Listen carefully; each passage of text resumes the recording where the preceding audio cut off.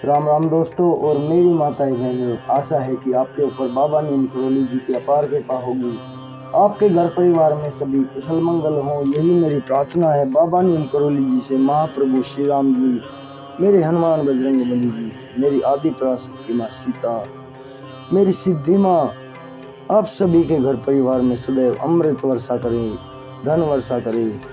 आपके घर में सभी कुशल मंगल हो, यही मेरी अर्जी, यही मेरी प्रार्थना। बाबा नीम करोली जी की शरण में। जय बाबा नीम करोली महाराज जी की। दोस्तों और मेरी माताएं बहनें, आज मैं आपको बाबा नीम करोली जी की एक और महान लीला करी थी उन्होंने, मैं उनकी एक लीला का वर्णन करता हूँ, सभी पूरा सुने और बाबा जी की कृपा आपके ऊपर सुनते सुनते ही हो जाएगी, ये मेरी प्रार्थना है बाबा जी से।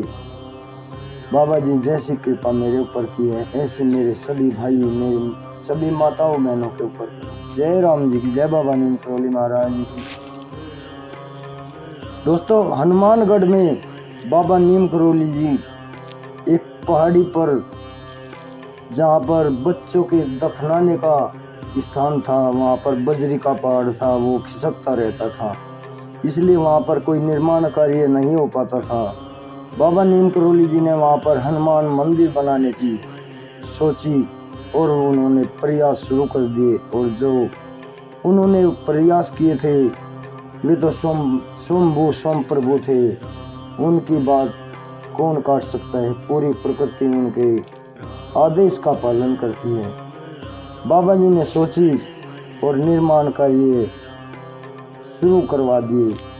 फिर उन्होंने उनका प्राण प्रतिष्ठा का दिन भी 16 जून 1953 को निश्चित कर दिया। हनुमानगढ़ में बाबा ने हनुमान जी की प्राण प्रतिष्ठा का दिन 16 जून 1953 निश्चित कर दिया था। बाबा इस प्रतिष्ठा की 7 दिन पहले हनुमानगढ़ आ गए। वर्षा ऋतु थी, 3-4 दिन पूर्व से पानी बरसता चला जा रहा था और 2 दिन प्राण प्रतिष्ठा के शेष रह गए थे। भंडारे की सामग्री हनुमानगढ़ में एकत्रित नहीं हो पाई थी। मोटर रोड से उन दिनों हनुमानगढ़ पगडंडी के सहारे ही जाया जा सकता था। प्रतिष्ठा दिवस की पूर्व रात्रि में बाबा ने हरिदास बाबा को अपनी कुटिया में बुलाया और कहने लगे, कल क्या होगा? आटा लकड़ी कुछ भी नहीं है।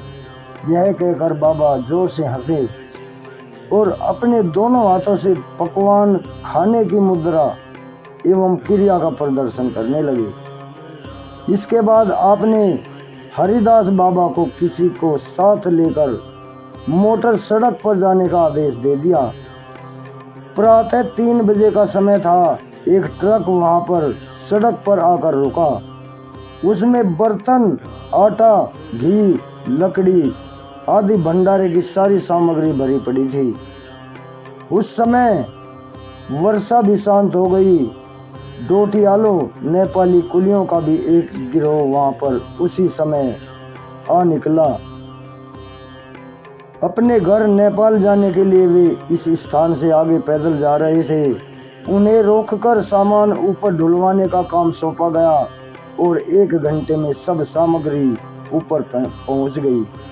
इसके बाद पुनः मूसलाधार वर्षा होने लगी।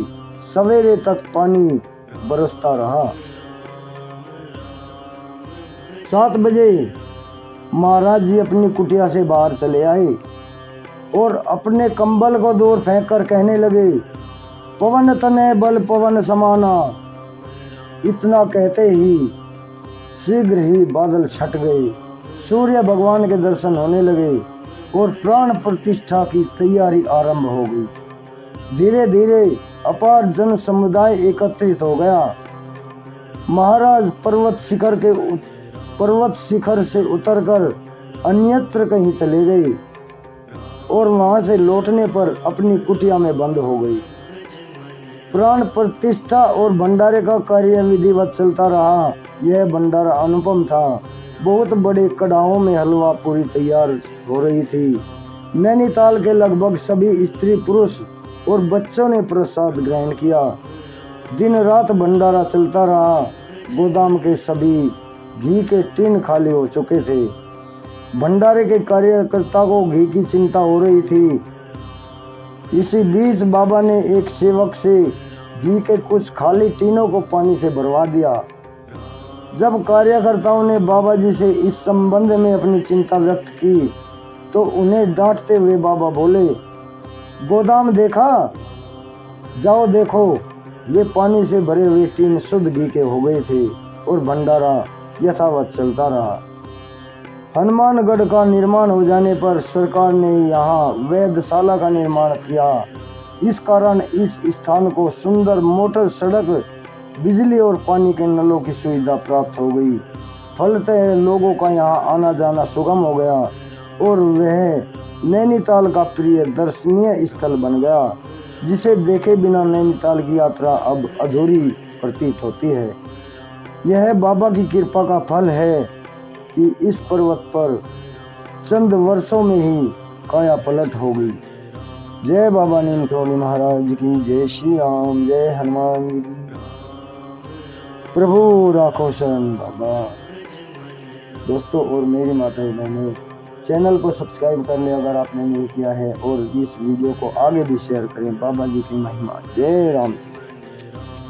आप सभी के ऊपर अपार कृपा बरसाई मेरे माँ।